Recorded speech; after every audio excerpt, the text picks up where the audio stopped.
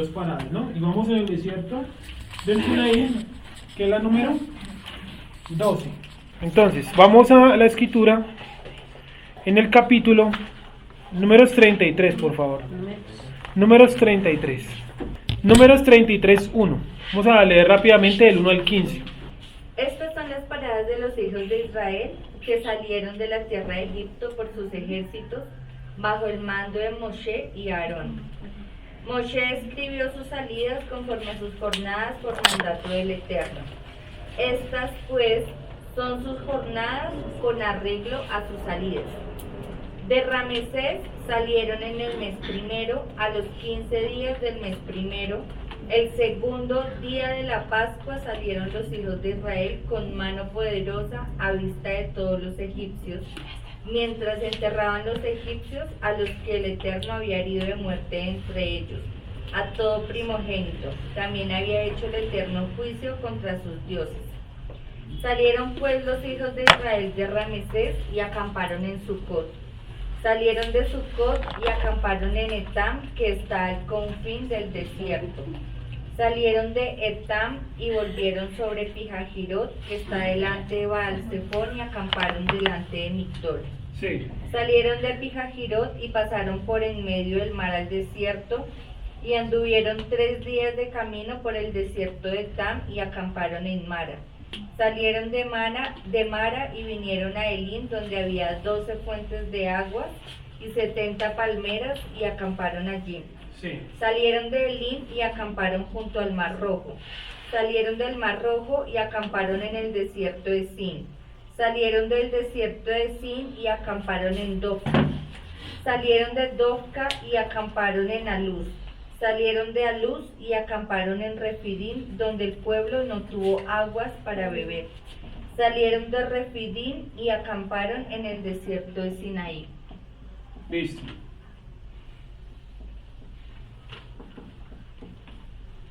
Entonces, hay un lugar llamado el planeta Península del Sinaí, pero no es ahí el monte Sinaí. Entonces, monte Sinaí bíblico está ubicado en Arabia. Y ese texto es Gálatas 4. Ya les digo cuál es. Gálatas 4, 25. Por favor, miremos un momento Gálatas 4:25. Gálatas 4:25. Y esto es el monte Sinaí católico, que lo llaman también Santa Catalina.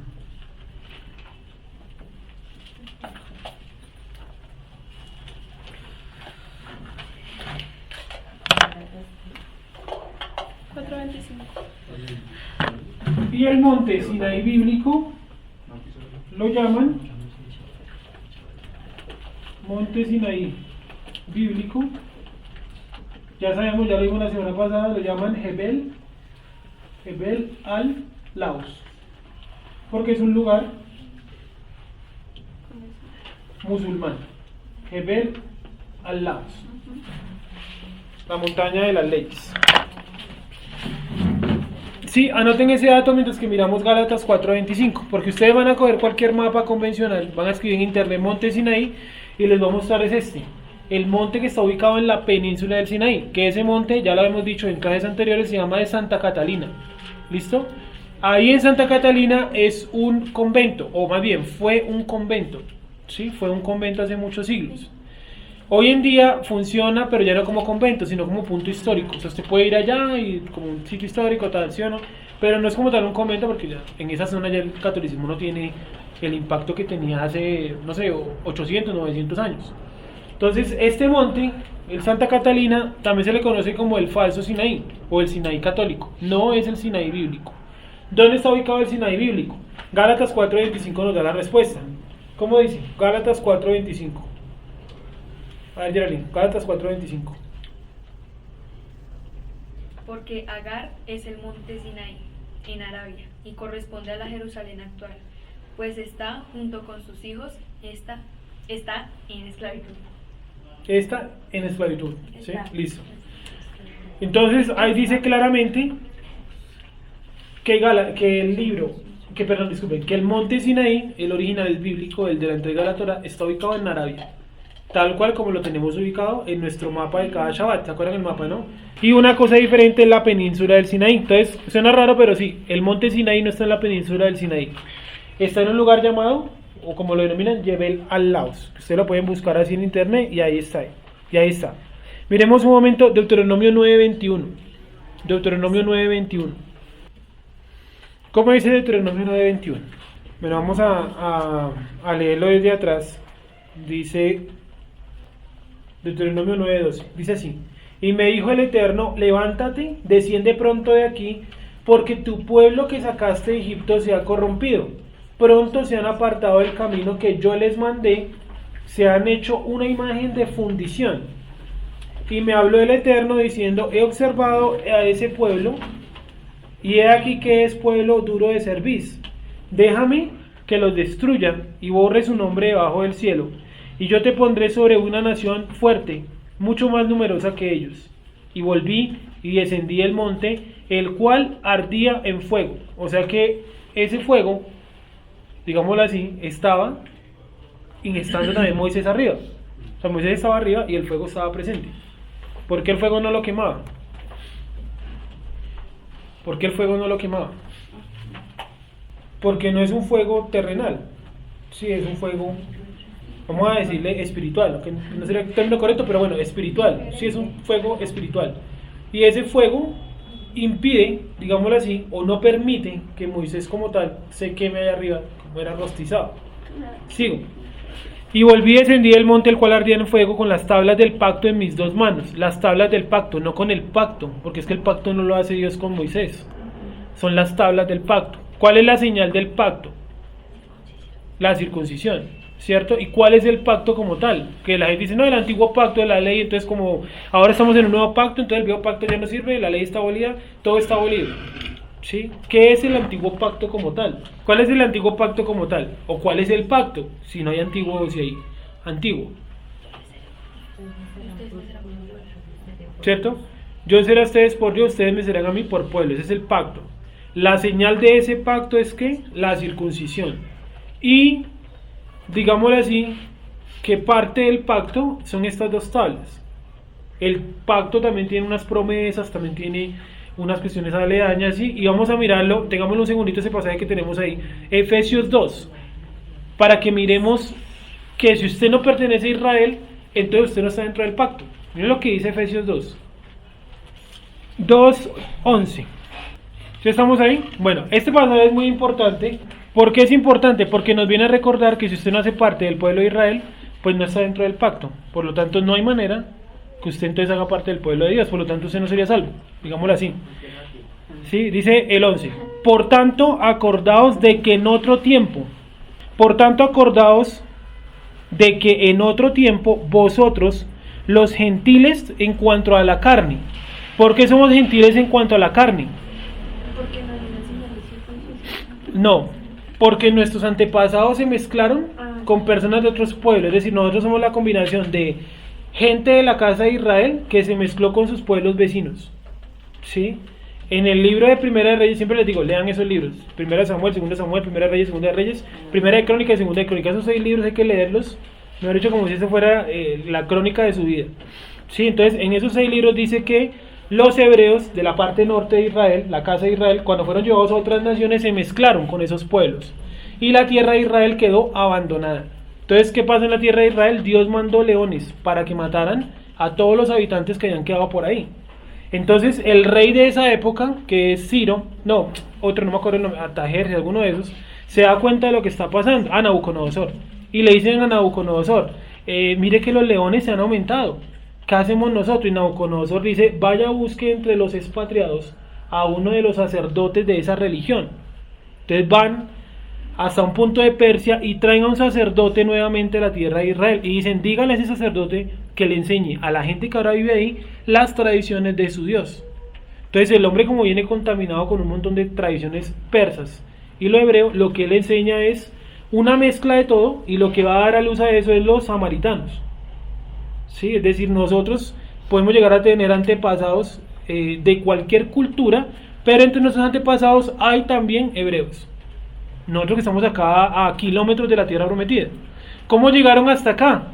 Pues, cierto, hay muchas posibles, con los españoles, con los ingleses, con los portugueses, con los mismos judíos que llegaron aquí a esta parte del planeta, también llegaron, por ejemplo, alemanes, después de la Segunda Guerra Mundial, mucha gente de allá se vino hasta acá, sí, entonces en esos viajes durante toda la historia de la humanidad, terminamos nosotros acá, sí, sigo. Ahora, es ilógico que nosotros sintamos algún tipo, digámoslo, de, ¿cómo decirlo? Bueno, no es tan ilógico, pero es un poco raro más bien que nosotros sintamos apego por la tradición colombiana cuando Colombia no existía hace 300 años. Colombia es una nación medianamente moderna. ¿Estamos de acuerdo con eso, sí o no? Sí, porque los países de la antigüedad eran España, Inglaterra, Francia, allá en Europa. Acá no existía Colombia. Aquí era el virreinato de la Nueva Granada. Y antes de eso, ¿qué era lo que había? Un montón de indios, indígenas. Sí, que también ahí tenemos antepasados, obvio, porque no salimos de la nada. Sí, pero en algún punto tenemos antepasados hebreos. Si no, no estaríamos aquí esta tarde. Sigo. Tiene Efesios 2:12. Dice, en aquel tiempo, ¿cuándo? En el pasado. Dice, ojo, en aquel tiempo estabais sin Cristo, alejados de la ciudadanía de Israel y ajenos a los pactos de la promesa, sin esperanza y sin Dios en el mundo. Estabais sin Cristo. ¿Sí? O sea que, gracias. O sea que cuando si usted cree en Mashiach, en Cristo, ¿cierto? Quiere decir que usted es ¿qué? Usted ha sido acercado a la ciudadanía de Israel, al pacto y a la promesa. O sea, la única manera que usted esté fuera del pacto es que usted no cree en Cristo. ¿Sí? Creo que todos los que estamos aquí creemos en Yeshua. Creo. ¿Cierto? Por lo tanto, si usted cree en Yeshua, también cree en el pacto. No puede usted creer en Yeshua y no creer en el pacto. Otra cosa es que la gente cree en Jesús. Eso es diferente. Jesús es una cosa diferente a Yeshua. ¿Qué es Jesús? Jessica, que la tengo aquí, totalmente diferente. Pues lo voy a hablar desde mi experiencia o como yo concebía que era Jesús, ¿sí? Sí. Pues primero concebía que Jesús era una persona, lo cual es mucho más que una persona física, digamos, y que era pues una persona así como amorosa, romántica, caritativa, en cuanto al ser. Sí. Que era así como, y como yo veo también que se lo venden un poco a los niños como una especie de héroe, más o menos.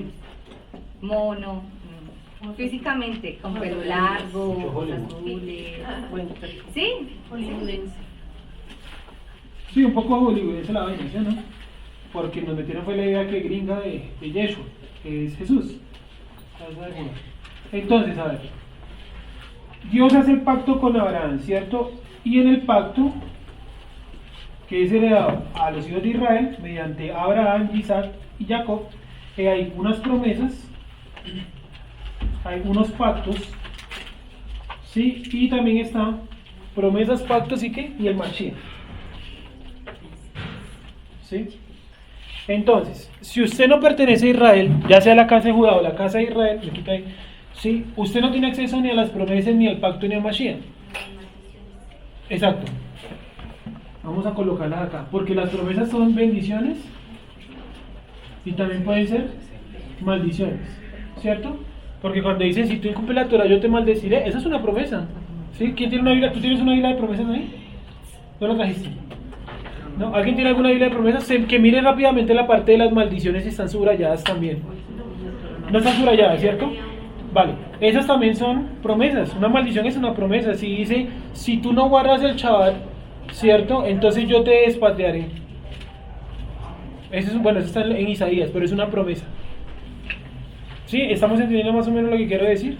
Entonces, si usted no pertenece a Israel, ¿cómo usted va a entrar a las promesas? ¿Cómo usted va a entrar al pacto? ¿Y cómo usted va a entrar al Mashiach? No se puede. Es decir, mientras usted no pertenezca a Israel, todo esto para usted es extranjero, lejano. Por eso dice, en otro tiempo estabais lejanos o alejados de la ciudadanía de qué? De Afganistán, de China, de Estados Unidos, de Israel, de la ciudadanía. Y miren lo que dice, sigan leyendo ahí por favor, mientras que yo sigo colocando los elementos acá. Vamos en el 12, léelo por favor. ¿Sí? En aquel tiempo estabais sin Mashiach, alejados de la ciudadanía de Israel y ajenos a los pactos de la promesa, sin esperanza y sin Elohim en el mundo. Pero ahora, sin Dios, léelo tal cual, por favor. Qué pena. en aquel tiempo estabais sin Cristo. Miren todo lo que pasaba antes de que usted se diera cuenta que tenía la ciudadanía de Israel. Estaba sin Mashiach. ¿Por qué estaba sin Mashiach si yo creía en Jesús? Exacto, porque Jesús no tiene nada que ver con el Mesías. Jesús nació en Navidad, murió el Viernes Santo. Eso no es el Mashiach. Falso Mesías. Es un falso Mesías. ¿Sí? Entonces miren lo curioso. Cuando un ortodoxo le hablan de Jesús, ¿él qué va a decir? Es un falso Mesías. Porque él lo tiene referenciado en Navidad, muerte el Viernes Santo, lo tiene referenciado mal. ¿Quién dio la referencia de Jesús al ortodoxo? Lo más probable es que haya sido el catolicismo o el cristianismo. Esta es una mala referencia. Por eso es casi imposible que un ortodoxo, un judío, le crea a un cristiano, a un católico. Porque lo tiene referenciado en cuestiones paganas. La Trinidad, por ejemplo. En María, la mamá de Jesús, rápidamente, ¿no? María, que nació virgen, que nació de una virgen, todo lo que hemos visto. ¿Sí? Sigo. Sigue leyendo, por favor. Alejados de la ciudadanía de Israel Ojo, y ajenos. alejados de la ciudadanía de Israel. Es decir, yo cogía la Biblia y leía Israel y yo pensaba que esa vaina era cualquier cosa menos el país o la nación llamada Israel. Yo pensaba que todo lo que decía Israel ahí era para mí porque sí. Entonces, levántate y ensancha tu morada y tu tienda, ¿cierto? Hacia el oriente, hacia el occidente. Y yo decía, claro, eso es para mí, mis negocios. Y si uno lee todo el contexto, está hablando de qué? De la ciudad de Jerusalén. No está hablando de que yo ponga franquicias en cada esquina. ¿Sí? Sigue, Jessica. Y ajenos a los pactos de la promesa. Ajenos a los pactos de la promesa. Si yo no entiendo que hago parte de Israel, el pacto para mí es una cosa que no tiene nada que ver, primero. Y segundo, no entiendo las promesas. Si bien porque yo cojo de la Biblia de promesas o cualquier Biblia y yo leo cualquier versículo que me parezca simpático, yo digo, amén, así es. No porque estoy leyendo descontextualizado, muchas de las cosas que están en la Biblia ya se cumplieron. ¿Sí? Cuando dice, por ejemplo, en el libro de Daniel, dice, vendrá un carnero y el carnero tiene 2 cuernos, ¿cierto? Y está dividido también en 4. Si uno dice, uy, no, terrible, ojalá que Dios nos proteja. Eso ya pasó, muchachos. Esa profecía ya pasó. Eso tiene que ver con Grecia. ¿Sí? Eso no tiene nada que ver con la actualidad. Yo también puedo leer, por ejemplo, porque el de Malaquías. ¿Puede el hombre robar a Dios? En ninguna manera. Pues ustedes me habéis robado ¿en qué? Mis diezmos y en mis ofrendas. Traigan el diezmo ¿a dónde? Al grupo, al alfolí. ¿Qué es el alfolí? Lo hemos explicado como 4 veces ya. El alfolí es como se decía, el granero, ¿cierto? Donde guardaban todo lo que traían al sacerdote. Una cosa de almacenamiento, un edificio de almacenamiento. Entonces hoy en día, ¿yo dónde voy a llevar? Sí. Curiosísimo. En la paracha de hoy, eso es en la clase del tabernáculo. En la clase del tabernáculo no llegamos al punto donde Moshe le dice al pueblo, pero todo lo hemos leído. Moshe le dice al pueblo, no traigan más ofrenda, porque ya es que suficiente. ¿Sí? Entonces tienen una iglesia suntuosa, tipo G12, y nada, hay que seguir pidiendo. Sí, ya la iglesia no va a crecer más. Nunca se llenó. Sí, lo más probable es que vaya de para atrás en número. Esta semana le alquilaron el salón de G12 a otra iglesia, a los Pentecostales Unidos. Sí, tenían una conferencia, entonces alquilaron esa iglesia. Se supone que no son amigos, se supone que son de doctrinas diferentes. ¿Por qué alquilan el salón? Porque el tipo está buscando ¿qué? Dinero. Sí, bueno, digamos que buscar el dinero yo considero, para mí no está mal. Lo malo es buscarlo en base a la escritura. ¿Sí o no? Siga, Jessica, por favor. Y sin Dios en el mundo. Miren, eso es lo más grave. Sin esperanza y sin Dios en el mundo. Sin esperanza y sin Dios. Es decir, si usted no entiende que hace parte de Israel, usted no tiene Dios. Usted prácticamente es un ateo. ¿Por qué? Porque su Dios, el que usted le enseñaron, el que usted tiene en su cabeza, no tiene nada que ver con el de la Biblia. ¿Sí? ¿Qué dice Dios en cuanto al día? ¿Qué dice la gente en cuanto al día de reposo? Yo puedo guardar lo que no se me dé la gana. ¿Qué dice Dios en cuanto al día de reposo? Es 6 días trabajarás y el séptimo día, Shabbat. O sea, es el Shabbat. Él no pone, tú verás cuando descansas. O sea, tú trabajas y cuando te sientas cansado, pues ahí paras. No, Él da unas órdenes exactas. Dios es exacto. ¿Sí? Dios es exacto. Porque, por ejemplo, la ley de la gravedad tiene que tener alguna exactitud. Una fórmula matemática que nos dé exacto, un número, ¿sí o no? La Torah también es exacta. Tiene que darnos una directriz exacta. Dice 6 días trabajarás y el séptimo día será Shabbat. Sigue leyendo, Jessica, por favor. Pero ahora en Cristo Jesús, Sí. vosotros que en otro tiempo estabais lejos, habéis sido hechos cercanos por la sangre de Cristo. ¿Cierto? ¿Qué fue lo que a mí me hizo cercano a todo esto? Yeshua. Yo sin Yeshua, estoy como alejado. ¿Sí? Estoy totalmente alejado, sin Yeshua. No tengo Dios, no tengo esperanza, no tengo pacto. Pero si tengo a Yeshua, estoy ¿qué? Con todo esto. ¿Sí? Siga leyendo, por favor. Porque Él es nuestra paz, que de ambos pueblos hizo uno. ¿Cuáles pueblos? Casa de Juan. Ya casi. ¿Cierto? Hizo uno. De manera, digámoslo así, espiritual, ¿cierto? Porque pues, sabemos que diferencias teológicas hay muchas, ¿no? Y cuando dice que nos reunirá la casa de Judea y la casa de Israel, no es aquí en Colombia, es allá en Israel. Sí, y ese tiempo aún no ha llegado. Sigue, por favor. Derribando la pared intermedia de separación. Bueno, ¿qué es esa pared intermedia de separación? Había un lugar en el templo, ¿cierto? Anexo al templo, que tenía una pared y distanciaba a los que eran judíos. Los judíos se hacían dentro de la pared, digamos así, a este lado de la pared, y al otro lado de la pared, por la cara de afuera, se hacían todas las personas que tenían una idea de todo esto, pero que no eran judíos. ¿Sí? Siga. Entonces, incluso vi por ahí que en el templo, las personas que estaban metidas en el templo, que Yeshua sacó, muchos de ellos, tal vez no todos, pero muchos de ellos se dedicaban a vender entradas al templo. Una cosa como medio carnavalesca. Entonces eso, cuando leí esa parte histórica, porque eso es un documento histórico de la época de Pilatos, cuando leí eso me quedé pensando y dije, ¿será que Yeshua se ofendió por las palomas o se ofendió por actos como ese? De pronto por los dos. ¿Sí? El punto es que lo que pasaba en el templo, si Yeshua se enojó tanto, que en Marcos dice que cogió un látigo y lo sacó al látigo, es porque algo grave pasaba ahí. Sí, de pronto más allá de las palomas. Sigamos, ya sabemos que también el sacerdocio de esa época pues no estaba correcto. Siga, Jessica. Aboliendo en su carne las enemistades. Sigue. La ley de los mandamientos expresados en ordenanzas. Aboliendo en su carne, ¿las qué? Las enemistades. Yo les pregunto, ¿el no matar es enemigo para mí? El guardar el Shabbat, esa afirmación, guardar el Shabbat, ¿eso es enemigo mío? No. Y miren lo que dice, sigue ese pedacito, las enemistades.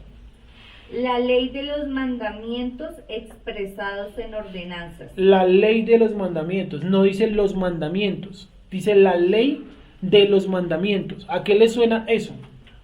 La ley de los mandamientos, es decir, están los mandamientos acá, ¿cierto? Los mandamientos, y estos mandamientos tienen una ley, y Yeshua lo que quitó fue esta ley de los mandamientos, no los mandamientos.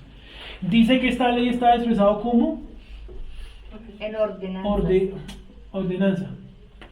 ¿Sí? Él quitó la ley de los mandamientos, no los mandamientos. ¿Qué será la ley de los mandamientos? La tradición. Digámosle no la tradición. Bueno, sí, la tradición. Una parte de la tradición, ¿listo? Exacto. Los mandamientos hechos por ¿quién? Por hombres. Sí, cuando decía, por ejemplo, te lavarás las manos 16 veces, eso es un mandamiento de hombres porque eso no está en la Torah. ¿Se acuerdan que Yeshua le dice que lo critican porque los discípulos comen con las manos inmundas? Uno se los imagina que ellos están llenos de barro hasta acá. ¿Sí? No, ellos pudieron haber tenido las manos limpias. El problema era que dentro de la tradición judaica de ese momento, usted tenía que lavarse las manos entre 16 y 32 veces. ¿Sí? Entonces usted tenía que hacerse lavados y lavados de manos. Si usted no se lavaba esa cantidad de veces que le decían, usted está impuro. Entonces por eso Yeshua les dice, no es lo externo lo que contamina al hombre, porque del corazón vienen ¿qué? Manan, ¿sí o no? Bueno, vienen las iras, las contiendas, las maledicencias, las enemistades, todo está acá. ¿Sí? Eso no quiere decir que yo pueda comer cerdo, porque ese es el versículo que citan para decir, ay, sí, es que podemos comer cerdo. Y en Gálatas dice, en Timoteo dice, porque prohibirán casarse, ¿cierto? Y dirán que no coman alimentos que Dios hizo para que se comieran con acción de gracias. ¿El cerdo Dios lo hizo para comérselo? Según la Torah, no. Según la Torah, no. O sea que yo puedo, la gente dice, sí, yo puedo coger un pedazo de cerdo, una porción de cerdo, lo que sea, oro por eso y Dios lo purifica y yo me lo puedo comer. Entonces yo también me puedo comer un pedazo de ser humano. ¿Por qué no? No hay pueblos que lo hacen. ¿Sí o no? Y yo sirvo al ser humano y oro, Dios mío, por favor, bendice estos alimentos. Listo, el mandamiento dice, oren, que Dios purifica el alimento. ¿Sí se dan cuenta? El error teológico tan grande. Siendo así, tomes un veneno. Como Dios lo purifica. ¿Sí o no? ¿Estamos de acuerdo? O carne en descomposición. Sí, dime. Es que mi mamá pregunta que si yo no lo consumo, pero lo preparo y se lo doy a otras personas. Pues hay un mandamiento que dice lo venderás, ¿no?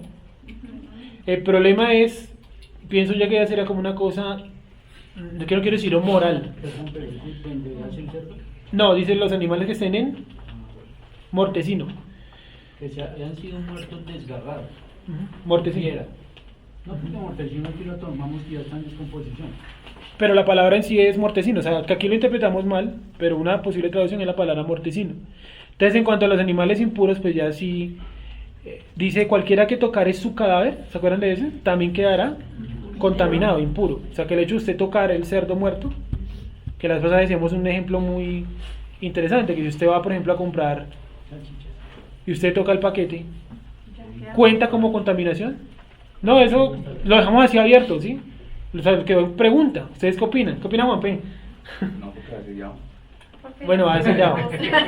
¿No? Esa es la opinión de Camilo, ¿no? Sí, estamos mirando opiniones. Estamos mirando opiniones. ¿Sí? ¿Que sí? Yo pienso que es también asunto de... Escuchemos. Como asunto de ética, ¿no? Sí, es que no quiero utilizar esa palabra, moral, sí, como ética. Si usted vendería eso. Claro que, por ejemplo, los dueños de determinadas cadenas que venden cerdo, algunos dueños de ellos son judíos, ¿no? Y crían los cerdos sobre... Aboliendo en su carne las enemistades, la ley de los mandamientos expresados en ordenanzas, para crear en sí mismo de los dos un solo y nuevo hombre. Pues claro, porque miren, usted llegaba vamos a decir, usted se acercaba a un grupo judaico en aquella época. Sé que en esta época podía ser algunos iguales. Usted se acercaba a los judíos de aquella época y listo, yo quiero servir con usted, yo también quiero ser dedicado al Dios de Israel, listo. ¿Qué es lo primero que le pedían, entre muchas cosas? Primero, que renunciara a la idolatría. Segundo, que pasara por el proceso de circuncisión. Tercero, que sometiera un montón de mandamientos hechos por hombres. Entre ellos, por ejemplo, estaba las normas que colocaban en el Shabbat, no cortar, no, por ahí están, en la Torah. Sí, entonces colocan un montón de normas, pues claro, a mitad de camino, ¿quién lleva ese ritmo? Todos nos cansamos. Como si usted llegara acá el primer día, recuerde un momento de su primer día, pudo haber sido hace 6 años, un año, un mes, no interesa. Piense un momento en el primer día, usted entró por esa puerta por primera vez, o por aquella de allá, ¿cierto? Y entonces usted dijo, yo le dije a usted, no, venga y le colocamos el velo a las mujeres y el hombre colóquese la equipada, colóquese una de los isid, colóquese todo. ¿Qué entendió usted? A ver, Jessica, nuevamente, el pedazo donde íbamos. Dice, para crear en sí mismo de los dos un solo y nuevo hombre, haciendo la paz, y mediante la cruz reconciliar con Dios a ambos en un solo cuerpo. Sí, entonces, ojo, si nosotros nos ponemos a mirar bien, detalladamente, y tenemos un nivel de entendimiento de Torah y de quién es Yeshua, no quién es Jesús, nos vamos a dar cuenta que la principal diferencia con el judaísmo es esto, los mandamientos hechos por hombres. Porque ellos también creen en un Mashiach. Y ustedes pueden leer cosas sobre el Mashiach en páginas judaicas y tienen que ver muchas con Yeshua. Tal vez no dice Yeshua, ¿sí o no? Pero son cosas que Yeshua hizo y que de pronto hasta él dijo. Y si ustedes miran la Torah con la óptica de Yeshua, van a entender también al nivel de un judío. O sea, hay cosas que ellos de pronto no estudian, no lo sé realmente, no lo ven, porque ellos están centrados netamente acá, en los mandamientos de los hombres. Entonces ellos dedican mucho tiempo a esto, ¿sí? Yo hago una pregunta. ¿Es bueno esos mandamientos de hombre? O sea, no bueno más porque yo considero que a ellos les han funcionado de una u otra forma. Porque son muy radicales. O sea, la gente no se toma eso como un juego. Sí, Porque estamos de lo que acuerdo. yo veo acá en más que Yo todo considero nosotros que los latinos, es muy fuerte. es que venimos y bueno, pero como que somos como intolerantes, como que no tomamos posesión, o sea, como que no nos gusta comprometernos. O sea, Nos básicamente... gusta estar ahí de ladito, por O sea, lo que yo veo. Y en cambio, si uno llega y tiene que hacer esto, ahí toca hacer esto, sí, lo cargan. Pero yo pienso que la gente, de una u otra manera, siente la carga y se compromete un poco más. Habrán unos que a las 2 semanas dicen, eso no es para mí, me voy. Pero los que se comprometen, pienso que lo hacen y pues se termina tarde que temprano adaptando a esa carga. ¿Sí? Sí, yo creo que está un poco ligado a lo que vimos esta mañana en cuanto a la voluntad. Si usted lee, por ejemplo, los mandamientos de ellos, las opiniones que ellos tienen sobre los mandamientos, ¿a usted le parece atractivo, positivo para su vida? Pues hágalo, ¿sí o no? Desde que usted lo sienta voluntariamente. Yo pienso que el problema es cuando usted se lo pone a otra persona. Incluso mandamientos propiamente de la Torá, sin mencionar la tradición, olvídense de este momento, ¿sí? Mandamientos de la Torá, como por ejemplo el Shabbat, que es el que siempre colocamos. Sí, si yo se lo impongo a alguien, no lo está haciendo voluntariamente. Siento, yo creo, no, opino lo mismo que lo que usted dice al principio, es que la palabra bueno o malo no cabe, porque ellos lo han utilizado para bien. Es decir, sí funciona, sí funciona. Pero pensemos un momento en comparación, la cantidad de estudio que puede tener uno de ellos. No sabemos la cantidad de entendimiento, porque eso no lo puede medir sino Dios. Pero la cantidad de estudio que... aprendido desde chiquitos, pero... Sí, han crecido en esa onda, ¿sí o no? Ahora el problema es cuando esto lo aleja a uno de la Torá. Ahí sí hay un problema enorme, cuando es contrario. Ahora sí, Gonzalo, qué pena. Pero usted cuando dice funciona, pues funciona para qué. Para los judíos, digo, para ellos les ha funcionado, para mantener su cultura, por ejemplo. Es que sobre eso el funcional es como si fuera algo cabalístico, que tiene que irles muy bien. Y que No, en ese sentido, no. ¿Esto no hace para funcionar? Sí, no, en ese sentido, digo, para ellos les ha funcionado, para su cultura, más allá de si les da plata o si los bendice o... Sí, no, para su cultura los ha mantenido, culturalmente los ha mantenido, eso sí, sin duda. Pero ya el problema es cuando esto, que ya es lo que usted dice, la parte cabalística, es cuando eso nos aleja de la Torá, de verdaderamente lo que dice el libro. Ahí sí tenemos un problema grandísimo, porque hay cosas que la alejan completamente de la Torá. ¿Se acuerdan que la vez pasada vimos por ejemplo, con los que estaban acá, los amuletos que algunos, porque tampoco son todos, ¿vale? Algunos de ellos utilizan amuletos.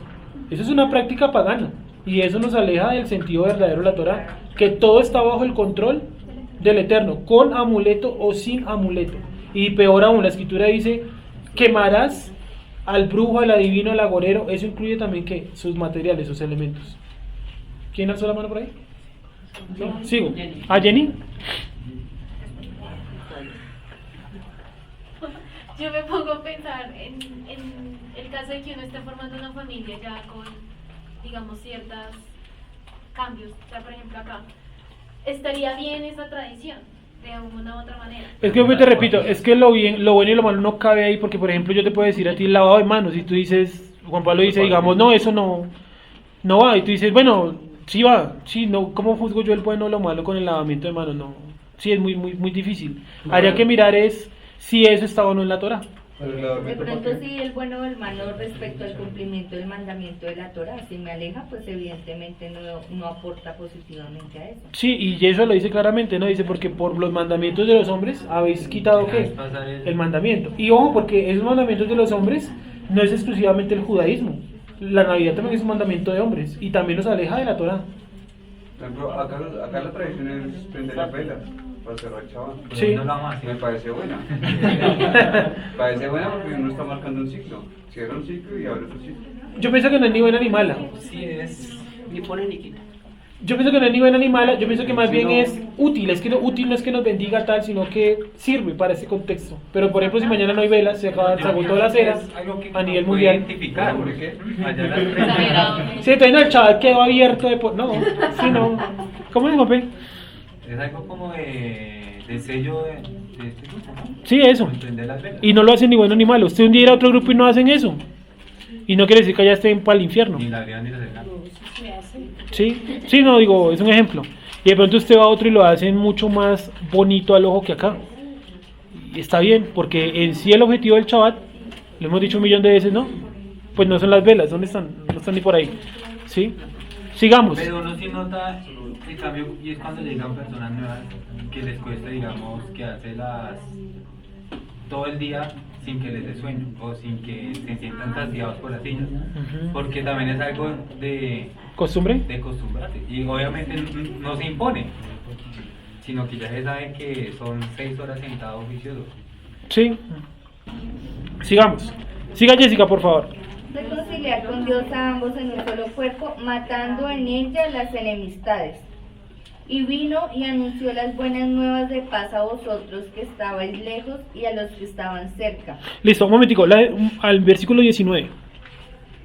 Así que ya no sois extranjeros ni advenedizos, sino conciudadanos de los santos y miembros de la familia de Dios. ¿Cómo así miembros de la familia de Dios? Miembros de Israel. Ya no soy advenedizos. Sí, siga Jessica, en el 20. Edificados sobre el fundamento de los apóstoles y profetas. ¿Cuál es el fundamento de los apóstoles y de los profetas? No es Mashiach, porque miren lo que dice, es la Torah. Y de esa Torah, la parte más importante es siendo la piedra principal del ángulo, ¿qué? Yeshua mismo.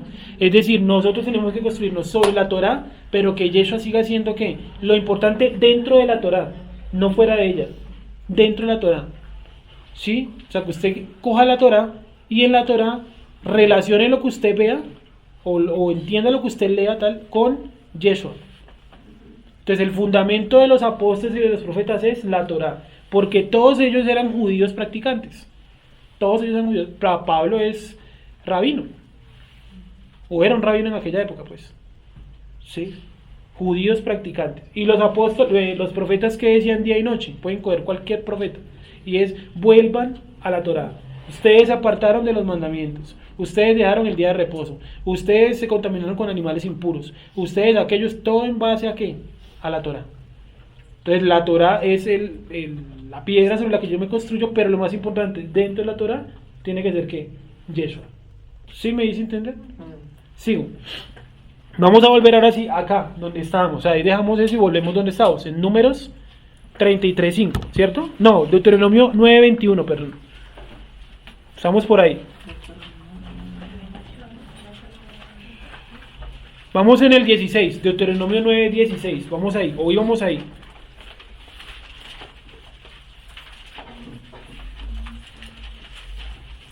Dice: y miré, y he aquí habíais pecado contra el Eterno vuestro Dios, os habíais hecho un becerro de fundición, apartándoos pronto del camino que el Eterno os había ¿qué? Mandado. Entonces tomé las 2 tablas y las arrojé de mis manos y las quebré delante de vuestros ojos. Sí, hay que sacarnos ahí la idea hollywoodesca de que las tablas se partieron cuando Moisés las tiró. Él las tiró y una vez tirada las rompió. En Éxodo dice casi exactamente lo mismo. Él las tenía en la mano, las tiró y una vez tirada las rompió él mismo. Sí, no fue que las tiró desde un 4º piso y cayeron abajo rotas. No, sigo. Entonces tomé las 2 tablas y las quebré delante de vuestros ojos. 18. Y me postré delante del Eterno como antes 40 días y 40 noches, no comí pan ni bebí agua a causa de todo vuestro pecado que habíais cometido, haciendo el mal ante los ojos del Eterno para enojarlo, porque temí a causa del furor y de la ira con que el Eterno estaba enojado contra vosotros para destruiros. Pero el Eterno me escuchó aún esta vez. Contra Aarón también se enojó el Eterno en gran manera para destruirlo. Eso es lo que decíamos esta mañana, para destruirlo. Y también oré por Aarón en aquel entonces, y tomé el objeto de vuestro pecado, el becerro que habíais hecho. ¿Por qué dice que el becerro lo habían hecho como todos? Esta mañana dijimos la respuesta. Dice el becerro que habías hecho. O sea, yo no me imagino ya todos dándole forma a las patas y vamos a pulir entre todos los cuernos cogidos de la mano. No, de pronto echaron todo el fuego y se formó el... Todos aportaron. Sí, a eso. pero al echar el fuego entonces salió esa figura, salió del fuego. Eso dice el texto, ¿cierto? Dice: yo cogí el oro y lo arrojé al fuego y el fuego me devolvió esta figura. Eso dice la Torah, así lo menciona. Eso dice ¿sí? Aarón. Eso dice Aarón, ¿sí? Y Moisés no lo critica por eso, o sea, no le dice ni sí ni no. Entonces, digámoslo así, ¿por qué dice que vosotros lo hiciste? Porque todos participaron. Entonces pongámoslo en este sentido.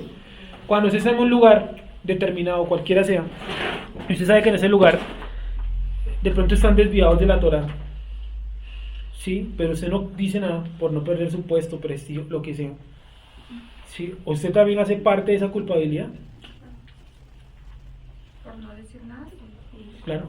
El mayor culpable. ¿Sí o no? Claro. Es mayor culpable. Otra cosa es que la gente le crea. ¿Sí? Usted le puede decir si la gente no le cree, ese es problema de quién, eso es un problema suyo. Sí, dice, yo predico y yo enseño, yo le digo a la gente, pero si el que convierte no soy yo, ni usted, nadie. ¿Quién es el que convierte? Dios, ¿no? Pero si uno no Claro. está ahí sino escuchando también. Hace parte, Hace hermano. parte. Hace parte. Porque usted me dice, no, eso está mal. ¿Sí? ¿Sí me hago entender? El hecho de usted quedarse callado también lo hace, digámoslo de cierta manera, partícipe. Y yo le decía esta semana a los niños más pequeños, y en su salón se roban un celular y usted vio. Y dice, bueno, no salimos nadie hasta que no aparezca el celular, pero usted decide quedarse callado. ¿Eso en qué lo convierte a usted como niño? Sí, eso para nosotros de pronto es una pregunta fácil, pues, no sé, pero para un niño pues lo pone de pronto en contravención, porque de pronto se ha quedado callado. ¿Sí? Porque después, si él habla a los otros niños, no sé. Lo mismo, usted habla en una congregación y todos los hermanos se le vienen encima, es lo mismo, exactamente lo mismo. O el sistema religioso se le viene ¿Sabe qué encima, infra un niño que no se queda callado? es lo mismo, Es lo mismo que pasa en este país, nosotros qué hacemos con lo que pasa acá. quedarnos callados. Entonces somos Sí, somos partícipes, claro, y peor aún, cuando votamos, ¿sí o no? También hacemos parte del sistema. Obvio. Obvio. Y cuando se está mal, Claro. está mal. Claro, Ya no claro, porque en profundidad las raíces que estamos ¿qué? Asimilados al sistema. ¿Sí o no? Estamos asimilados al sistema. Obviamente. ¿Sí? Sigo. Dice así. 9:21. Y tomé el objeto de vuestro pecado, el becerro que habíais hecho. Porque dice que todos lo hicieron, porque todos aportaron a ese ídolo. Y lo quemé en el fuego. Y lo desmenucé moliéndolo muy bien hasta que fue reducido a polvo. Y eché el polvo de él en el arroyo que descendía del monte. Es decir, del monte Sinaí descendía una especie de arroyo. Sí, porque esto fue todo frente al monte Sinaí. Sí, delante del monte descendía un arroyo. ¿Listo? Había un arroyo ahí. Hoy en día el arroyo no está. Sí, se tuvo que haber secado. Hoy, sigo. Tengo una pregunta. Algunos dicen, hay un comentario que dice, creo que es el de Abarbanel, que dice que ese arroyo existió solamente cuando los hijos de Israel estaban ahí. Y que tiene que ver con un versículo que dice, o aquí se queda, tú darás aguas. Está como en Isaías, ¿no? Es una promesa. No, es una profecía, perdón. Dice, aquí él se queda, brotarán aguas en el desierto de Sin. Sí. Bueno, ahora sí, un rey. ¿Quién está hablando ahí es Moshe? Sí, es Moshe. Pues yo no sé, nunca he escuchado eso. En el versículo ahí 18, que dice, ni tomó ni bebió agua por 40 días. ¿Puedo decirle que una persona no tome agua ahí por 40 días? No, o sea, médicamente no. O sea, que la que está en otra dimensión. Por eso le dice, baja del monte. A ver, lo que les decía ayer en la clase de jóvenes, lo siguiente. Moisés está en una montaña. La montaña no es el Everest, como se dieron cuenta, no son 8.000 metros de altura. ¿Sí? Él está parado en la cima de la montaña y resulta que él allá arriba no escucha la bulla de la gente con el becerro de bronce, adorando y todo eso, ¿cierto? Pero hay uno que sí la escucha. Es Josué. ¿Josué dónde está ubicado? A la mitad de la montaña. Él sí la escucha. Moisés, ¿por qué no la escucha? El que le avisa a Moisés quién es Dios. Porque él está allá arriba, ¿qué? En otra dimensión, ¿sí? En otro lado espiritual. Tanto que dura 40 días y 40 noches sin comer y él no baja pues a devorarse un carnero. ¿Sí? Está en un nivel espiritual.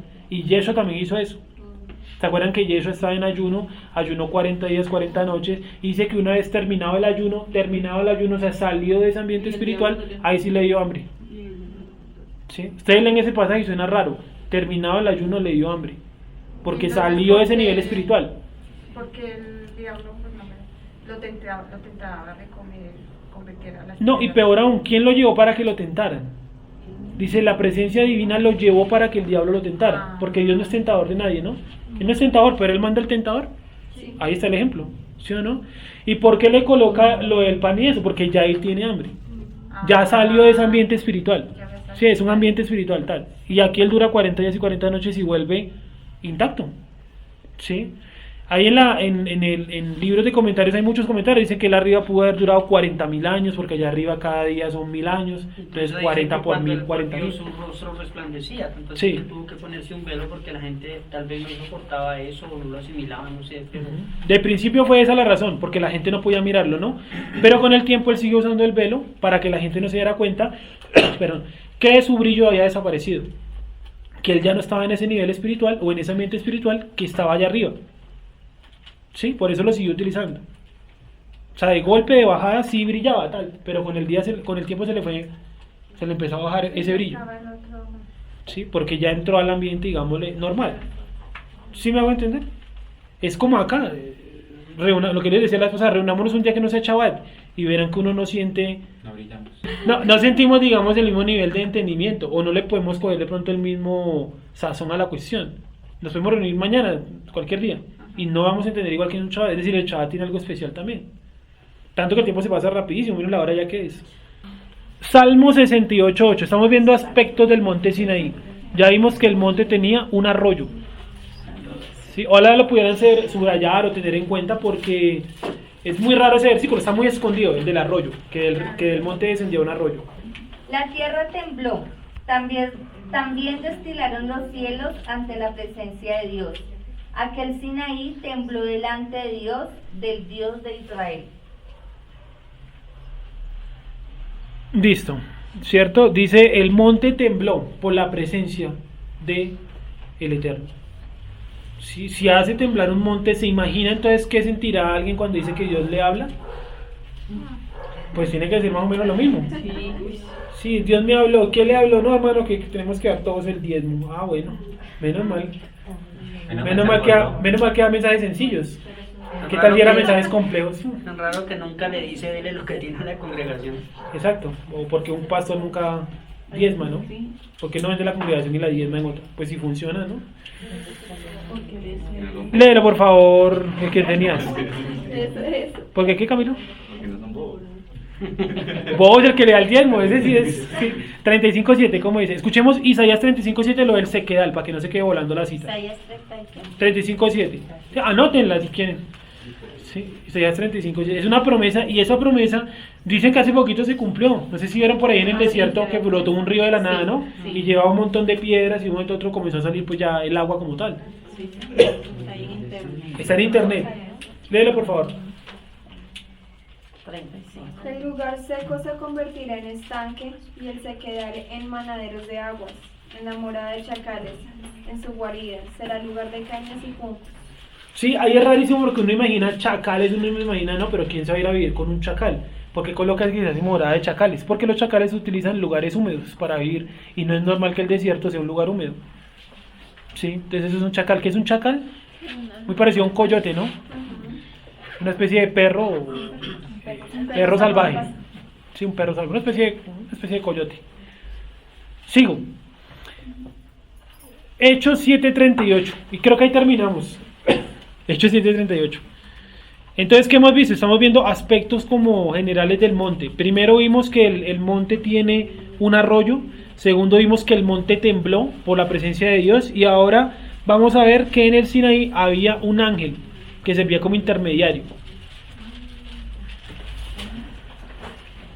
Ahora, esa manifestación de Dios no se ha repetido, porque ¿dónde más ha manifestado algo así, la presencia divina de esa forma? No, tal cual sobre una montaña, tal cual como está ahí, no. Hay manifestaciones posteriores y anteriores, pero no netamente igual a esta. Sí, no lo hay. Y probablemente no lo habrá. Hay un libro del judaísmo que se llama el Pirkei Avot, que ellos afirman, y yo en cierta manera como que lo creo, ellos afirman que una vez que sacaron el arca de la alianza del templo, prácticamente Israel se quedó sin niveles proféticos. O sea, los profetas empezaron como a desaparecer o a ser muy escasos. Hoy en día sabemos que el nivel de profecía es mínimo. Es mínimo, mínimo, mínimo. ¿Por qué? Porque el acercamiento con Dios hoy es mínimo.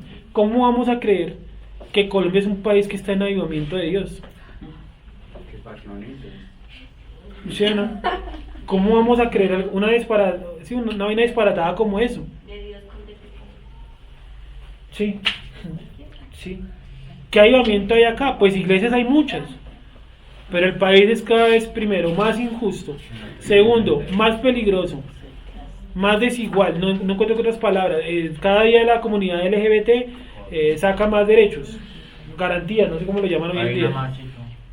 ¿Cuáles son las comunidades que más sufren, por ejemplo, de SIDA? Sí. Y para empezar es algo antinatural. No sé si vieron por ahí que alguien sacó la versión homosexual de la Biblia, donde no es Adán y Eva, sino Adán y Evo. Y los dos barbados estaban en imágenes y todo. No, nunca lo han visto, pero busquen y verán que no es mentira. ¿Sí? Y yo les pregunto, ¿eso tiene lógica? ¿Cómo se reprodujeron? ¿Sí? O sea, ¿cómo tuvieron a Seth? O a Noé, perdón, disculpen, a Caín y a Abel, ¿cómo los tuvieron? O sea, ¿dónde salieron? Sí, un montón de cosas ilógicas, ¿cómo? Sí, no tiene sentido. Sigamos. Hechos 7:38. Hechos 7:38. Entonces este país está lejos del avivamiento, ¿no? ¿Avivamiento en dónde? ¿O de quién? Le llaman avivamiento, que ponen un poco gente allá a gritar eufóricos y todo el tema y dicen que eso es avivamiento. Y sí, y yo escuchaba la semana pasada, a propósito de Roda al Parque, creo que es esta semana, ¿no? Este fin de semana. Y escuchaba al tipo de avivamiento que él decía que Dios tenía un gran propósito para Colombia, porque, eso es vender humo, porque porque Dios había convocado el diciembre pasado 28.000 personas en el Parque Simón Bolívar. Bueno, ¿cuánto creen que va a meter Rock al Parque? Yo vi los de asistencia, más de 150.000. Entonces diríamos que en Colombia el rock tiene un propósito más grande que Dios. ¿Sí o no? Meten más rock al parque que avivamiento. Sí, rock al parque y todo eso. Sí, mira al parque. Sí, entonces eso no tiene sentido.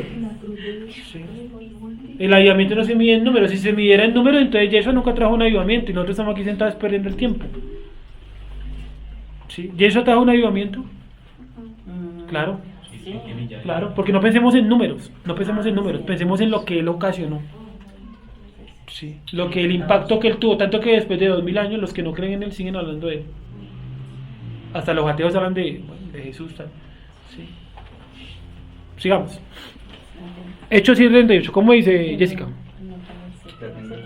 Este es aquel Moshe que estuvo en la congregación en el desierto con el ángel que le hablaba en el monte Sinaí y con nuestros padres, y que recibió palabra de vida que darnos. El ángel que le hablaba en el monte Sinaí, el ángel que le hablaba, ¿sí? El ángel que le hablaba. ¿Hasta ahí? ¿Alguna pregunta, Hugo? ¿No? ¿Cómo hace el ángel que le hablaba? Un intermediario. Ya vamos a mirar la palabra ángel. Es que quiero terminar lo del monte Sinaí, ¿sí? Para explicarle la palabra ángel en el griego. ¿Está claro, cierto? O sea, ¿había un ángel en el monte? Un intermediario. Miremos un momento. Eso, o sea, aquí terminamos la clase de historia. Esto es como punto aparte, ¿listo? Extra, un bonus. Miremos un momento el mensaje a las iglesias. Apocalipsis capítulo 3. Miremos cuando dice, dile a la iglesia de Sardis, de la Odisea, cualquiera de esas. 3. ¿Cómo dice entonces? Cualquiera de los mensajes, alguno que lea cualquiera, es que no importa, simplemente donde dice la palabra ángel. No estamos mirando la parte teológica, sino la parte de la palabra ángel. Escribe el ángel. Ese, gracias. Siga. Escribe el ángel de la iglesia. No, escribe al ángel. Ah, sí, escribe al ángel de la iglesia en Sardis, el que tiene los 7 espíritus de Dios y las 7 estrellas, dice esto. Listo, hasta ahí nomás. Escribe al ángel de la congregación tal. Miremos un momento esa palabra ángel ahí en el griego. ¿Cuál es? Rápidamente. Ángelos, ¿cierto? Ahora miremos Mateo 11:10 y miren lo que hicieron en el español. Mateo 11:10. Ángelos, ¿sí? ¿Ángelos o ángelus? Ángelos. Mateo 11:10.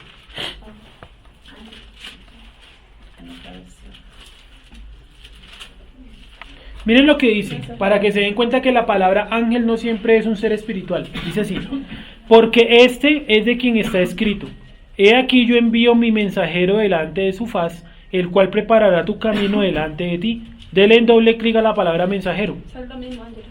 Es la palabra ángelos. Conclusión: en todo el Nuevo Testamento, la palabra ángel o mensajero es la misma, ángelos. Por lo tanto, no siempre es un ser espiritual. Está muy ligado al contexto. Y allá en Apocalipsis no está hablando que le escriba a un ángel, porque yo para qué le voy a mandar un libro a un ángel. Está diciendo es que le escriba eso a la persona que preside o que dirige la congregación, cualquiera que haya sido eso.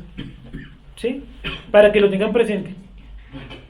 ¿Listo? Entonces cuando dice que le habló un ángel, por ejemplo, vino un ángel y le dijo, en el Nuevo Testamento, revísenla. Por el contexto, no siempre es un ser espiritual. Puede ser una persona como Juan el Bautista que lo coloca como mensajero. Y el del monte Sinaí. En el monte Sinaí sí es un ser espiritual.